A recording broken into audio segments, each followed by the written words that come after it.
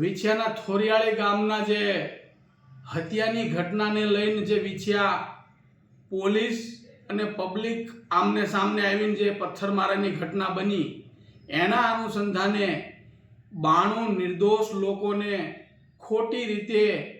17 જેટલી કલમો લગાડી અને 307 જેવા ગંભીર ગુનામાં ફસાવાના કાવતરા સાથે જે કૃત્ય થઈ રહ્યું છે એના અનુસંધાને આ 92 લોકોમાંથી 30 જેટલા લોકોએ વિછિયા પોલીસ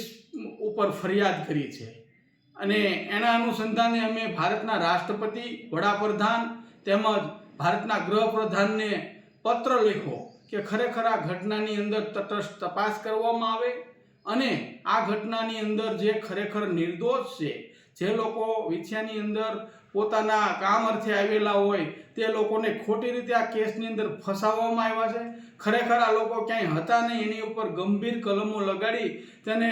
30 જેટલા દિવસો જેલ હવાલે કરવામાં આવ્યા અને એને ગુનેગાર ધરાહાર બનાવવામાં આવ્યા છે. તો અમારી એક જ માંગ છે કે આની અંદર તટસ્થ તપાસ કરવામાં આવે અને આ પોલીસે કોઈ પણ પ્રકારની પૂર્વ મંજૂરી વગર લાઠીચાર્જ કર્યો, ટીયર ગેસ છોડ્યો, ટોળાને ઉશ્કેરવાનું કામ કર્યું તેની પણ તપાસ કરવામાં આવે કે ખરેખર આ લોકોને કોના કહેવાથી ઉશ્કેરવામાં આવ્યું. આ ઘટનાની અંદર 92 લોકોની અંદર 30 જેટલા લોકોના કોઈના માથા ફાટી ગયા, કોઈને ફ્રેક્ચર થઈ ગયા, કોઈના હાથ પગ ભાંગી નાખ્યા. એવી પોલીસે હિટલરશાહી વલણ અપનાવી દબંગગીરી કરી લોકોને ઢોર મારવામાં આવ્યા. જ્યારે એને જજ સાહેબ પાસે લઈ જવામાં આવ્યા ત્યારે પણ ધમકાવવામાં આવ્યા કે કોઈ પણ પ્રકારનું કાંઈ બોલવાનું નથી, નહીં તો તમને ફરીને મારશું. આ પ્રકારની ઘટના બની. પોલીસે ખૂબ જ લોકોને માર્યા, પરંતુ અમે પોલીસ પરિવારની પણ અમે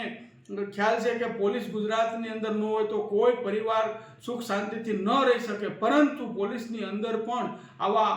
લોકો હોય છે જે દબંગગીરી કરી અને લોકોને ડરાવવાના અને ખોટી રીતે ફસાવાનું જે કાવતરું થયું છે. તો આ ખરેખર આ કેસની અંદર સંપૂર્ણપણે તટસ્થ તપાસ કરવામાં આવે અને જે નિર્દોષ લોકો છે એને છોડી મૂકવામાં આવે એવી અમારી માંગ સાથે મેં ભારતના રાષ્ટ્રપતિ, ભારતના વડાપ્રધાન તેમજ ભારતના ગૃહપ્રધાનને પત્ર લખી અમે અરજી કરી છે કે અમને યુદ્ધના ધોરણે આ કેસની અંદરથી રાહત આપવામાં આવે. જય હિન્દ, જય ભારત.